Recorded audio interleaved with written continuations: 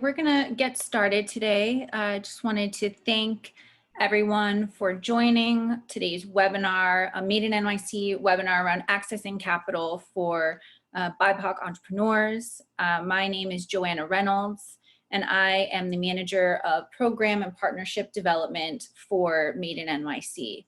And Made in NYC is a nonprofit initiative that supports local manufacturers and makers who are producing in the 5 boroughs of New York City. Most of you on the webinar today are already Made in NYC members, but just in case, Made in NYC, we are a local branding initiative. We focus on supporting businesses with marketing and branding support. We have our madeinnyc.org, our website, and all of our members have their own website profile directories, as well as access to using our logo to brand themselves as businesses that are producing local products. We have our Made in NYC Learning Lab series that supports businesses with free workshops and creative services to better enhance their marketing and branding strategies.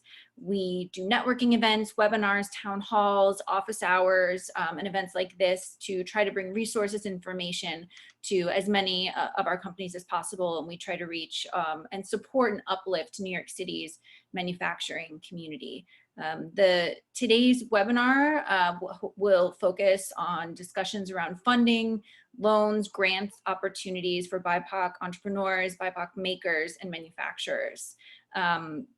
We started doing these webinars during COVID-19 due to the need for virtual programming and the need to bring resources to Made in NYC businesses. And we hope that this is helpful for you all today.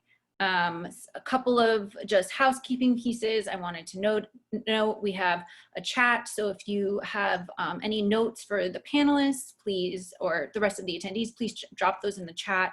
We also have a Q&A box, so we have some questions that were submitted ahead of time that we're going to go through first in our moderated discussion. But please, if you have additional questions throughout the webinar, drop them in the Q&A, and we'll have an open Q&A session at the end of the conversation today.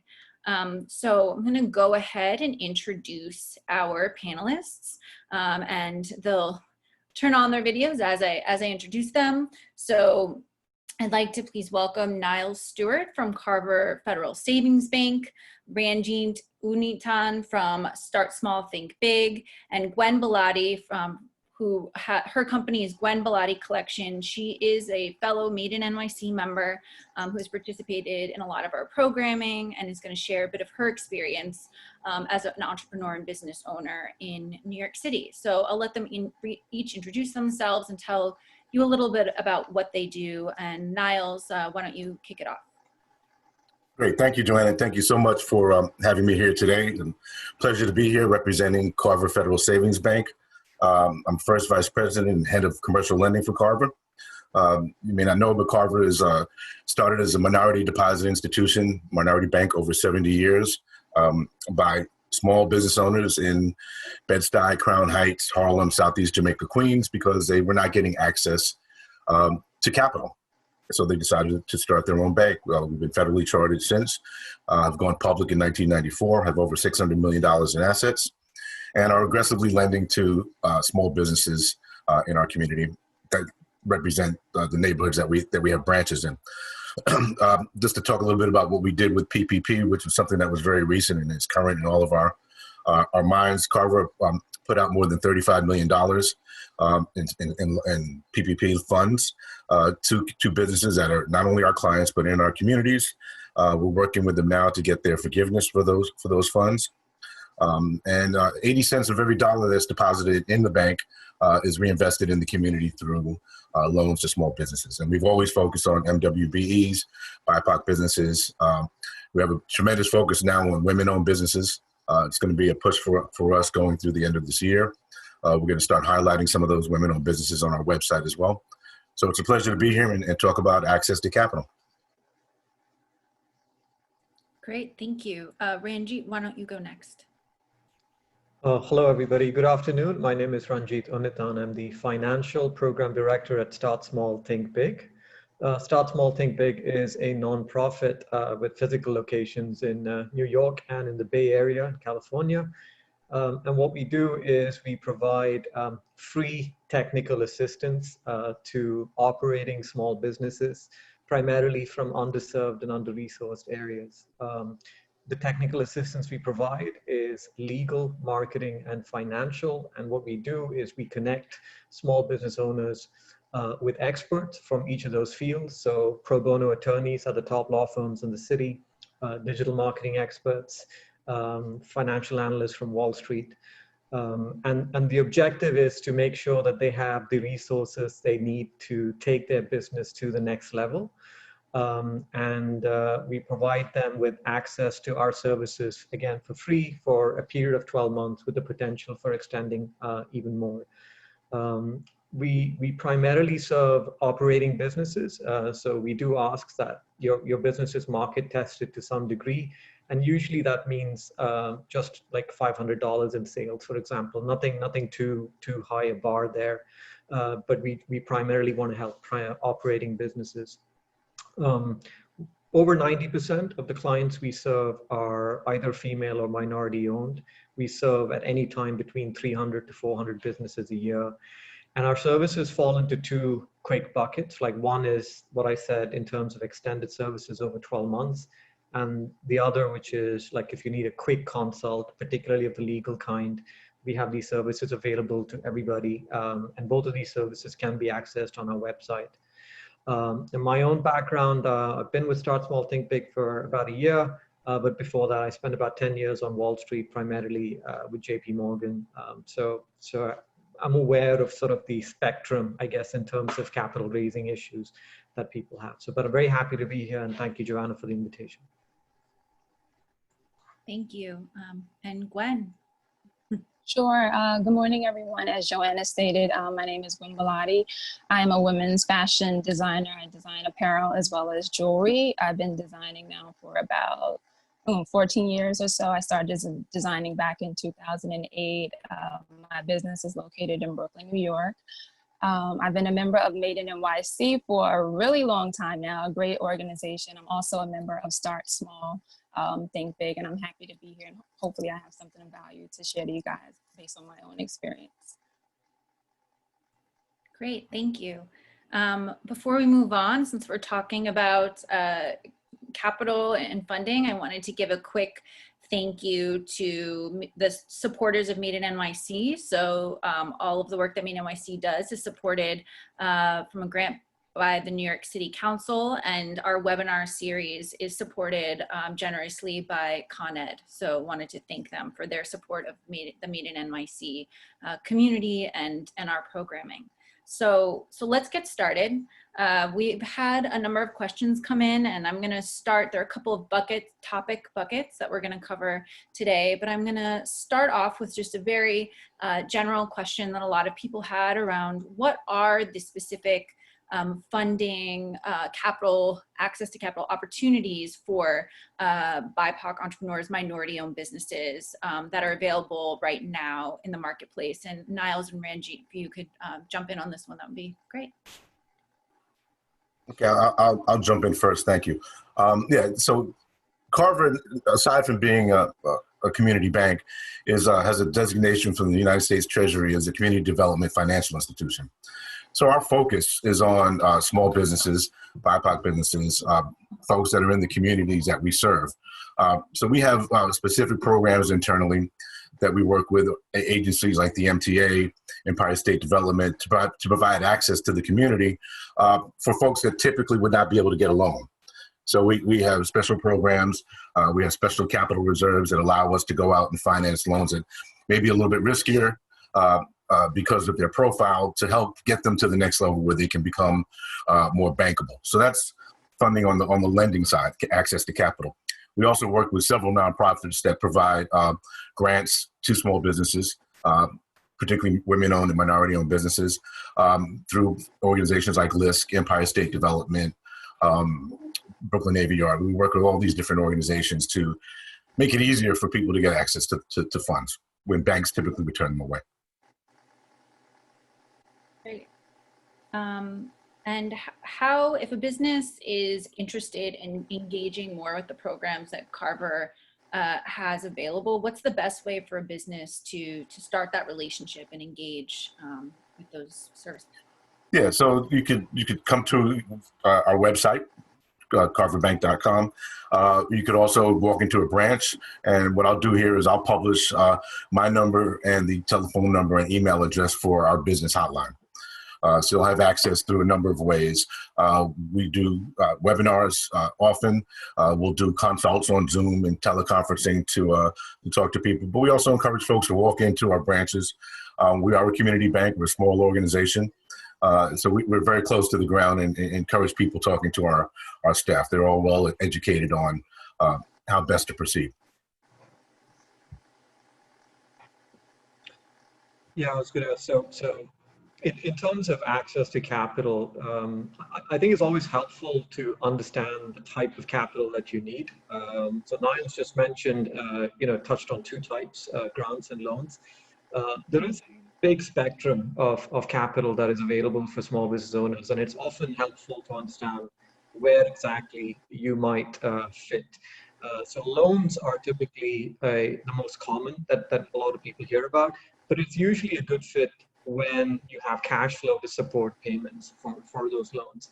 If you're looking for something from a more startup kind of situation where you're looking to raise capital for, let's say, more speculative sort of part of the business, there might be other sources of capital that you need to think about, for example, crowdfunding or non-traditional sources. So I think it's often helpful to first ask the question, what it is that you're trying to accomplish here and what your current cash flow situation is, because that all has pluses and minuses in terms of all of those things. There is a number of institutions that are specifically looking to help people of color and small business owners raise capital. And what I can do is I can put in, we've compiled a small list of these institutions that are there. And I can put one in the chat, but there is a significant number that's typically borough focused, city focused that are available. But I would say it's often useful to take sort of the bigger picture and say, what is it that you're trying to do in terms of the risk profile of your business, and go from there. And we can talk more detail about some of the prerequisites there. But that's what I would say as sort of a first point. But I can put in like a resource link into the chat, and we can hopefully get an idea of all the resources that are there. Great, thank you both. One question I wanted to follow up with that a lot of people asked around these types of funding is what is available, what low interest opportunities are out there, as well as funding opportunities that have a more lenient credit score requirement, and wondering if you could touch on that a little bit.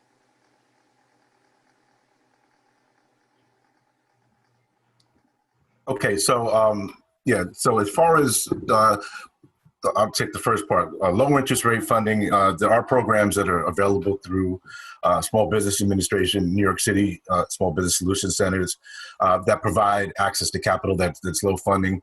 Right now, the SBA is giving out emergency injury disaster loans are 2% for 30 that get paid back over a 30-year period. That's one option for a lot of folks. As far as the credit criteria, as a bank, we are extremely heavily regulated.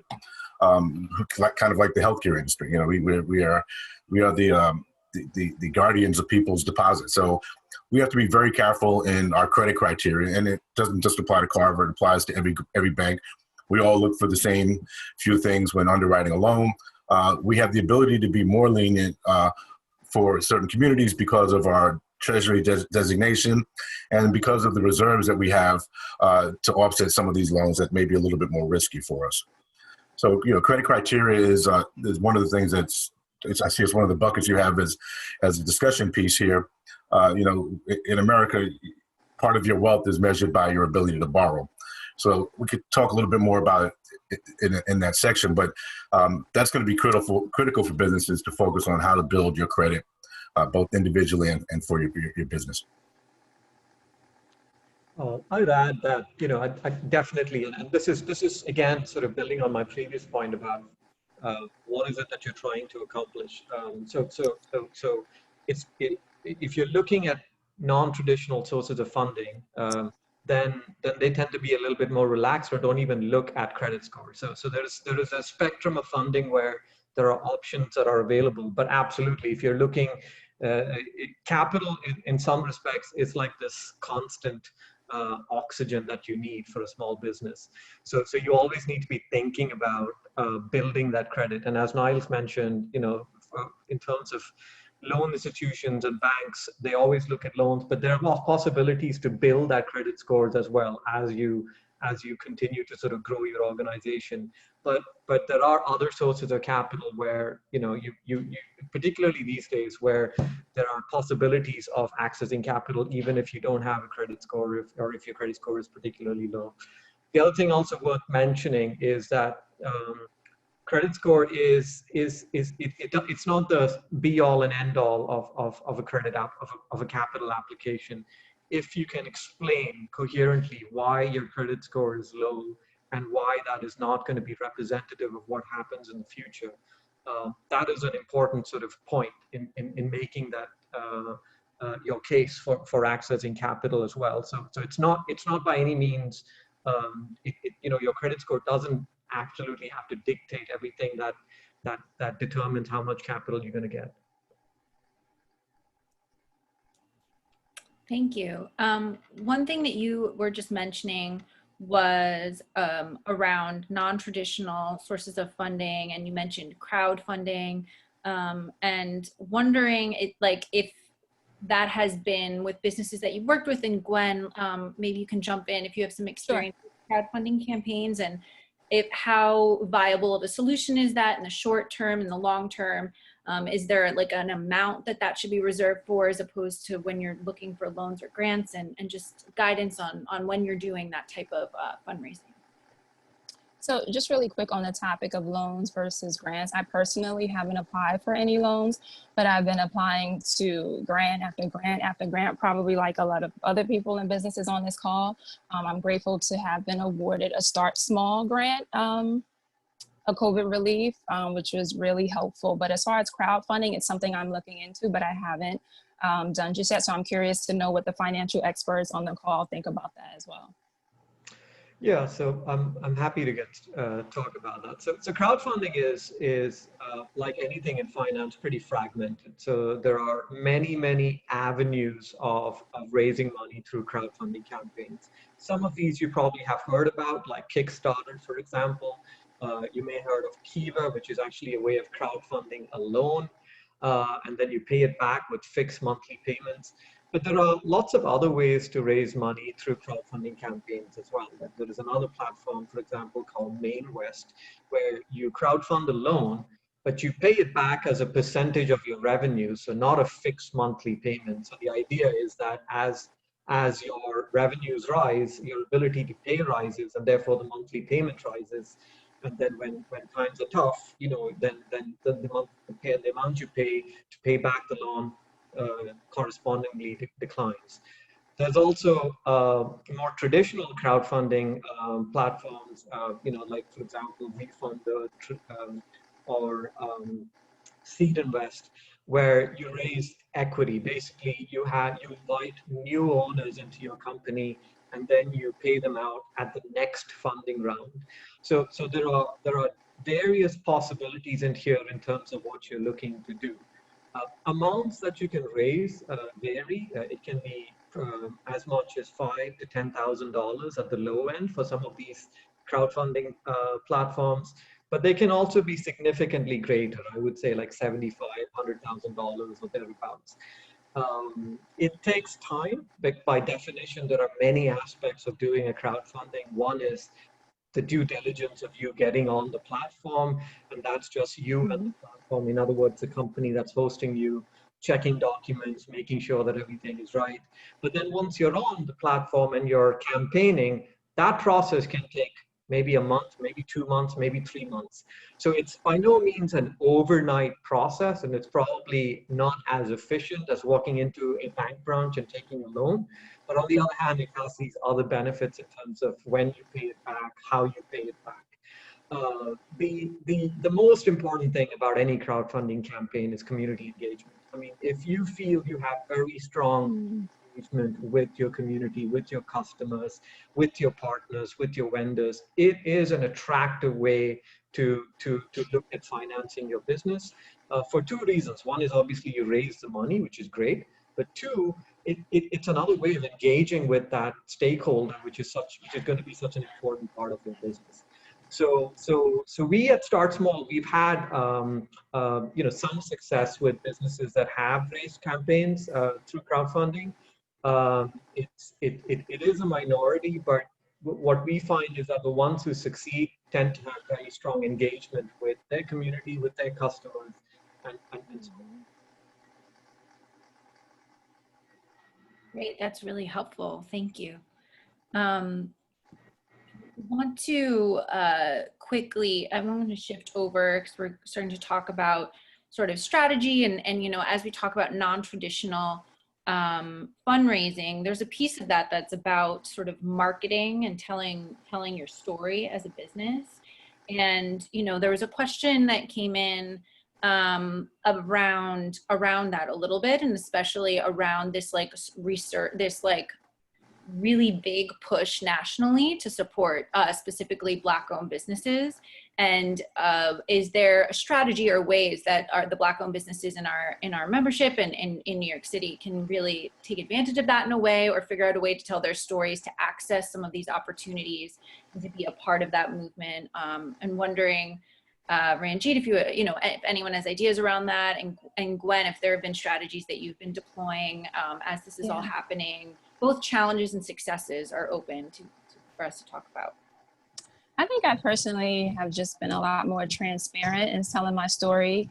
Not that I was ever not proud to be a Black-owned business, but I feel like now is the time to really celebrate if that's something that you weren't doing prior to all of what's happening right now.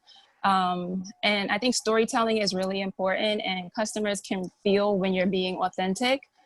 With us being online and in this social space, I find that I've had opportunity to really connect with the customer on a more personal level through constant emails, on social media, and things of that nature. So I'm taking a step back from the very formally structured email and you have to do business this way, and just trying to have really genuine conversations with customers and even new potential clientele. And I think that there's value in that, and I'm seeing the return there.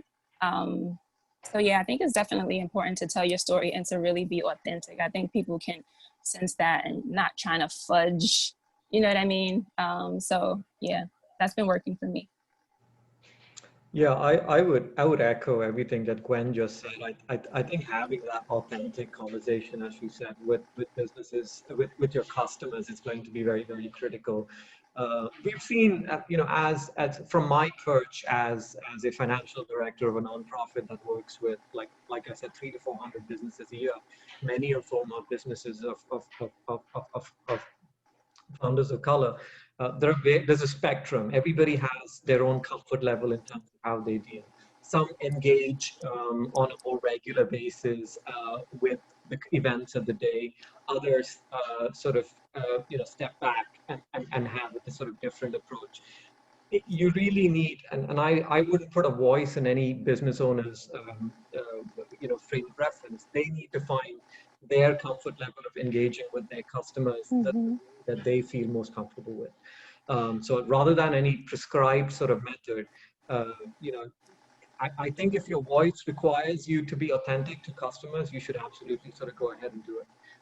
Because I think we have seen successes with businesses that do that, as opposed to, I think the mechanical structured thing that Gwen was talking about, ultimately it doesn't work. I mean, it doesn't really sort of distinguish you as a small business from many others. And you need to find your voice in terms of communicating to your customers. One follow-up question, and that is, we touched on this a little bit, but one of our partners had submitted a question ahead of time asking, what are the ways that nonprofit organizations that are supporting small businesses, or just in general, can help to hold capital providers and banks and other larger corporations accountable with their recent they're coming out with these statements on racial justice and their support, and how is there ways that we can hold them accountable to, continue to divert and focus funding for BIPOC-owned businesses, and wondering if you have thoughts on that. Yeah, there's something you may be familiar with, the 15% pledge, which is something that's out there to help major retailers, have them devote 15% of their shelf space to minority-owned business, BIPOC businesses in particular. I think that paradigm could be applied not just to shelf space, but to to banks, to other service industries as well, to start utilizing more of these businesses as critical vendors for other sources they do, subcontractors. I think the options are limitless, but it's a good way to start. And as Gwen said earlier, you've got to be really transparent with your story. You've got to be out there now and let folks know where you are. Co-partner with other businesses as well. There's strength in that too. Yeah, go ahead. Sorry, I was going to say one way is to find out why capital is denied, and this can happen at the individual level, but it can also happen at the institutional level. So one thing I always tell small business owners is that you do everything that you can to make sure that you get capital, but it may happen that they say no, but find out exactly why that is, right? I mean, if you can't fix something, you don't know what the issue, if you don't know what the issue is. And ultimately, you have to give them fewer and fewer reasons to deny your capital. If you have a clean set of books, if you have a business plan that clearly communicates what your financial strategy and your plan for success is, if you have clear outlines in terms of what the money that you're planning to raise is, how it's going to be applied in your business, and you create scenarios of what success looks like, and you show responsibility in terms of how you can pay back that capital, the other party is running out of reasons to not give you that capital. They may still not, but I think that is one thing that I would communicate from a small business owners in terms of what they can do individually. On the flip side, from an institutional level, I would love to be in a place where, and this is probably adding regulations, I guess, to financial institutions, but to know reasons of denial, right? What are the common reasons of denial for capital? Is it poor infrastructure, which is unfortunately an issue for many of our small business owners? Is it lack of credit? Because if we know these things, then we can fix them, right? I mean, we as an organization, for example, help or try to help many of our small businesses putting together financial infrastructure, for example, like bookkeeping systems or financial analysis spreadsheets, on the assumption that that is a reason why small businesses do not succeed. But to get that sort of information out in terms of creating a positive feedback loop on why things are getting denied so we can fix it and therefore address that issue, that I think could lead to systemic sort of positive loops in terms of how that can work. Yeah, Ranjit, as a bank, all of us, all banks are required for consumer loans and business loans, for businesses with less than $1 million in revenue, we're required to document and report our reasons for declining these loans. So it's a very good point. The data is out there. It'd be interesting to see on a large level what it represents. What does it show? What's the main reason? Is it poor credit? Is it cash flow? Is it management? What percentage represents a person's individual credit or individual debt? I'd be interested in seeing that data as well. I know what it is for my institution. Oftentimes it's cash flow, it's time in business, and very seldom do we come across credit issues. And when we do, we try, as you said earlier, identify what the reason is for those glitches in your credit. That's great. One thing I wanted to follow up on before pivoting the conversation a little bit was, we know about the PPP loan and some of the COVID-19 specific resources and funding that came about because of the pandemic. but are there is the climate changed, or are there newer opportunities specifically for, as we were talking a little bit about the changes in our society and the conversations that people are having. Is there a drastic change in what you're seeing and what's available because of the pandemic? Yeah, Joanna, there are certainly a lot more discussions about creating programs. And I think things will materialize as a result. We've been contacted by several larger banks, some large companies that want to provide Carver with capital, with low-cost capital, so that we could do more lending in the community, and particularly to minority businesses. So the discussions are there. We're starting to see some of the funds that come in. It's an interesting time to be working with a Black bank. I've worked with Citibank and Merrill Lynch and been with very large institutions, and have been with Carver, for several years as well. And it's a very interesting time to be a small minority institution with some capital and to deploy it and the feet on the ground to execute. Mm-hmm.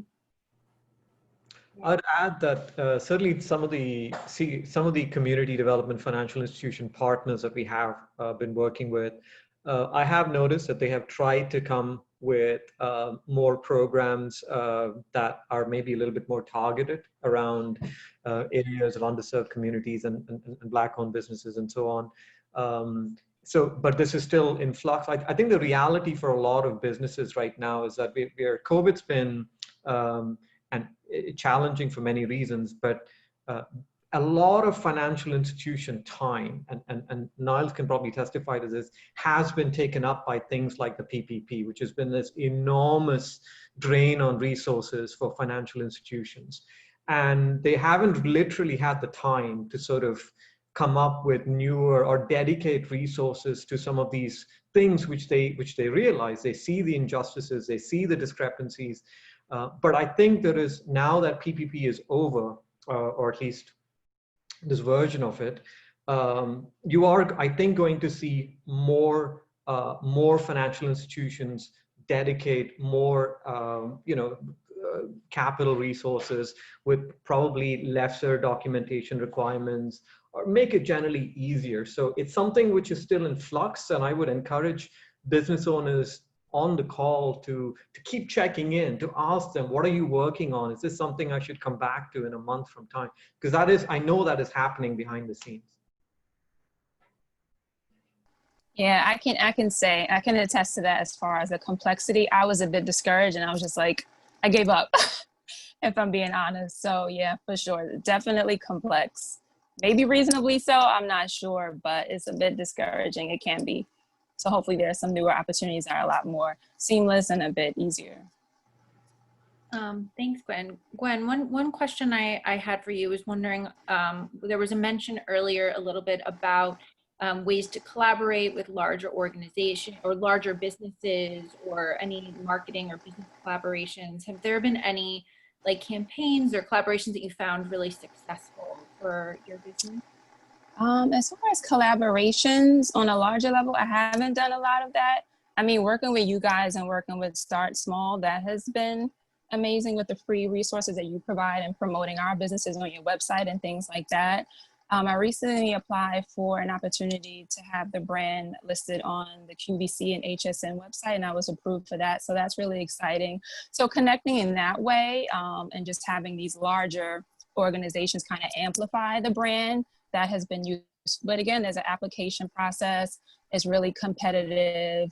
So nothing is coming super easy. It all requires work. But I'm constantly keeping my eye out for various opportunities that might help amplify my little business, because these other bigger brands have these huge platforms and these huge audiences. Mm-hmm. Okay, great. Thank you. Brandy, before I wanted to quickly, if you could just briefly, there might be businesses on the line today who have never heard of Start Small, Think Big, and are maybe now potentially interested in getting involved. What is the way that a company comes to Start Small, Think Big and starts to benefit from some of the resources that you have available? Yeah, so I would say the quickest way is just to come to our website. We have like we have two service options for you. One is if you need service, particularly if your need is primarily legal and you need a legal opinion and you just need something on, for example, employment law or commercial leases or something like that. So we have something called a rapid response program that can sort of directly address that. On the other hand, if what you think you need is sustained help over a period of time to help with your social media strategy, to help putting together a financial infrastructure, to sort of to help you with putting together a financial model or pitch deck, then I would request that you become like a full service member, and then we can pair you with volunteers to sort of do that. But what I will do is I will put our website link on the on the chat, so you can, and I'll also include my email address as well. So anyone on the call is more than welcome to reach out to me if they feel they haven't heard back from by applying on our website. And what are the baseline requirements for a business to qualify for Start Small, Think Big services? So there is an income threshold which we relax for people of color and so BIPOC sort of owners. So that's one. The only other thing I would suggest is we do require that you are an operating business. So if you are thinking about launching a business, then we are not yet a fit. As of when you launch it and you have recorded, like I said, about $500 of sales, then we should be part of one of your options. So the criteria really come down to income threshold, which again is on our website, and the fact that you are operating. By operating, we don't mean that you have set up an entity, or we don't care that you have an LLC or an S corp. That's not what we mean. We just mean that, right, you have an idea, a product that someone that's not your mom and dad or brother or sister has bought it, right? And it's a market tested idea. That's what we mean. Great, thank you. We're at 2:44, so we're gonna open up to discuss some of the questions that came in through the Q&A in the chat. And I saw that a couple of them got answered in the chat, but Niles, if I could tap you so we can to share with everyone some of the answers that you provided. The first question is the question around if a business needs a business plan to apply for a loan or a grant. Yeah, it's not a requirement at all. However, it's very good for me as a banker and my bankers when someone comes in with a business plan. It demonstrates that they've got a comprehensive understanding of their business.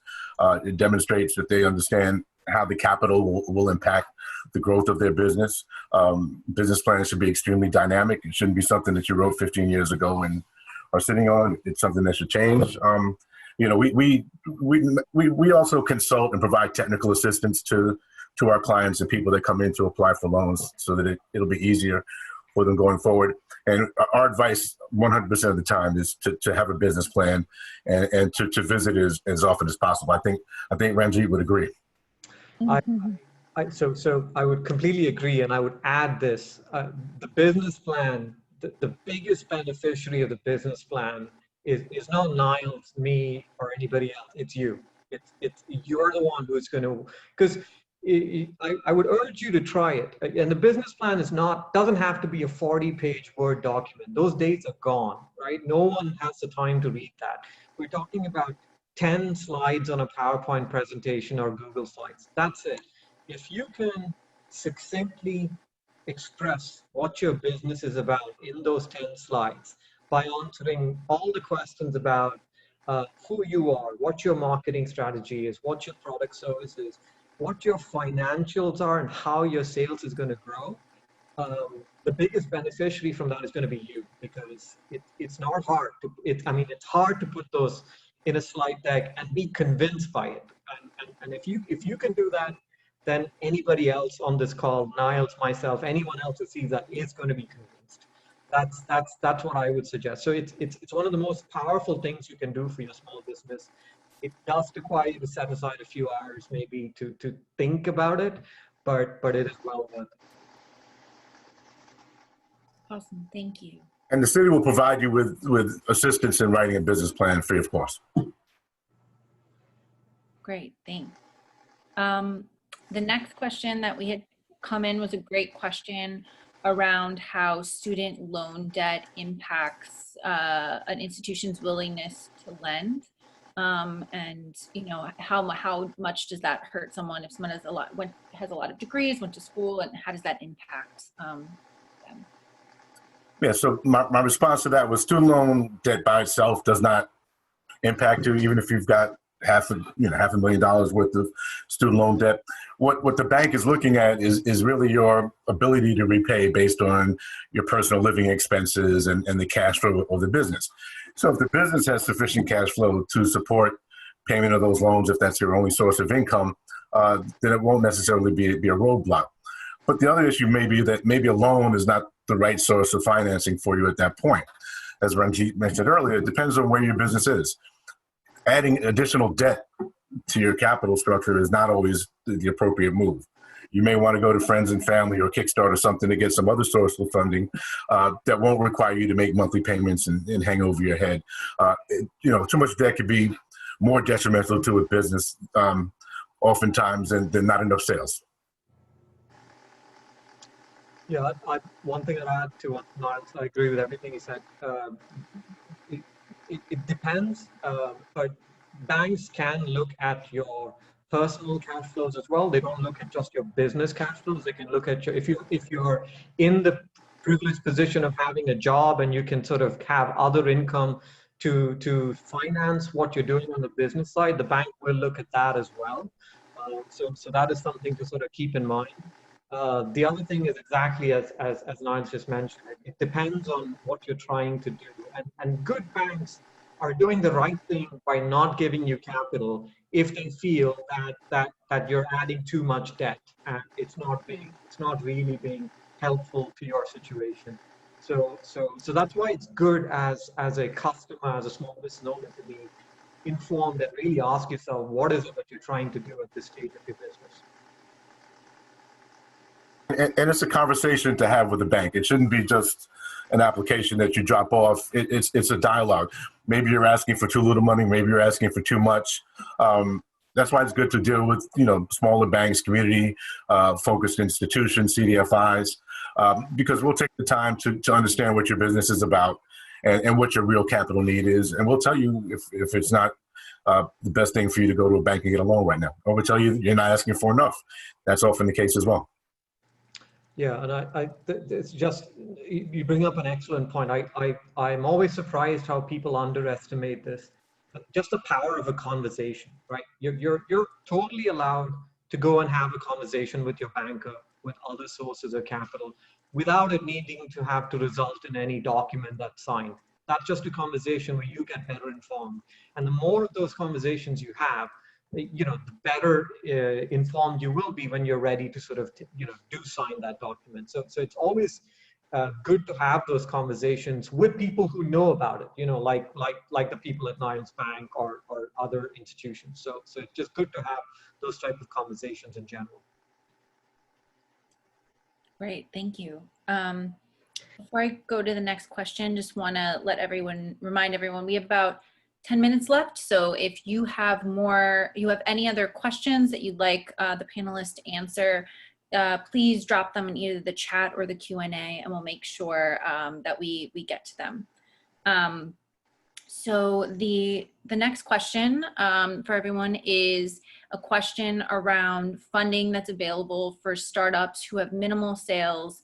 And then are there grants available for nonprofit startups? Now, I'm going to tweak this a little because I know that there are a number of our members who have a product and a business, but a adjacent nonprofit organization, or their business is fueling. And so there's sort of this hybrid business model, and wondering if that's something that you've seen before, businesses that you've worked with in that position, and if there's any special opportunities that you've seen for businesses of that kind.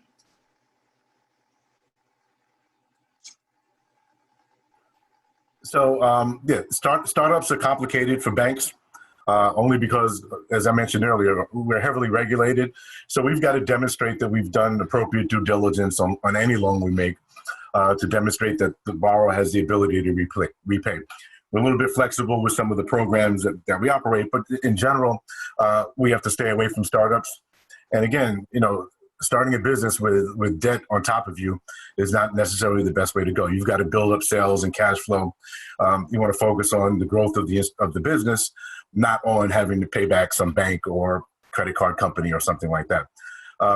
As far as nonprofits are concerned, there's always grants available for nonprofits that are providing much needed services in the community. The city, the state, the federal government funds these, individual corporations, people. So there's a lot of funds out there depending on who the nonprofit is and what community they are serving. There are nonprofits that focus on small businesses and nonprofits that focus on child issues, health issues, education issues, incarceration issues. So there are people that are always interested in funding things that fit in with their social justice interests are. But most banks now do lend to nonprofits as well. We find that several nonprofits do have requirements that they have lines of credit when they are funded by government agencies because the government takes a long time to pay. So you need statutory lines of credit in place to make sure you keep the lights on and can pay your employees while you're waiting to get paid by the government. Great, thank you. That was really helpful. I just wanted to have one clarifying question for folks so there's the difference between a nonprofit, which we know 501c3 nonprofit. Someone asked a question around they have a C Corp. And we have a number of businesses who are also B Corps. And does that business designation have any impact on who you're loaning to? Yeah, business structure doesn't matter to us. We lend to everything from sole props to S corporations, LLCs, and everything in between. Those are really more tax and liability issues than they are, issues that a bank would be concerned with. So that's really more, of an accounting, something to talk over with your CPA, which by the way, I recommend every business, whether you're a sole prop or the largest S corp in the world, you need to have a good accountant and have a good attorney and a good banker that you can communicate with on a regular basis. We'll keep you out of trouble. Thank you. Next question is around the friends and family sort of round of fundraising that you had mentioned. This person said, the friends and family round is not always an option for many founders. Is crowdfunding the primary alternative for obtaining this initial investment? Do you know of any programs helping BIPOC founders to overcome this initial friends and families barrier? Yeah, I do not, other than what Ranjit mentioned earlier, some of the crowdfunding options that are out there. Because it's so individual, you have an idea, you've got to float it to investors. I was reading an article about a woman who was turned down by 80 different people that she reached out to support a business. Ultimately, the rapper and entertainer Jay-Z, it came across his desk somehow, and he invested in her business, and she's doing well. So, perseverance is a big part of it. Being aware, following the news, staying on top of entrepreneurial websites and chat rooms, and there's information out there that's available. Talk to people, talk to other small business owners, find out how they did it. There's no one size fits all when you're trying to be a founder of a small business. Yeah, I was just gonna, I'm sorry, go ahead, Sanji. No, go ahead, sorry. I was just gonna say, that's what I've been having to do, just do a lot of research because it's so much information out there. There's one site in particular that I was looking into. You guys might have heard of it, I Fund Women. They do have a crowdfunding feature, and I recognize a few of the businesses on there. So that's something to look into. But again, it's just a matter of researching, applying, being patient, praying, hoping, so. Yeah, and so what I was going to add was, so the biggest thing in crowdfunding is less about friends and family. It's more about the level of community engagement that you have. So I heard this wonderful anecdote from someone basically saying that when I was an individual who works at a crowdfunding platform, you may have never run a restaurant, but if you're thinking of starting a restaurant, but have been engaged in social media in terms of recipes, in terms of various other things, that actually lends itself well to a crowdfunding campaign, even if you haven't actually had restaurant experience.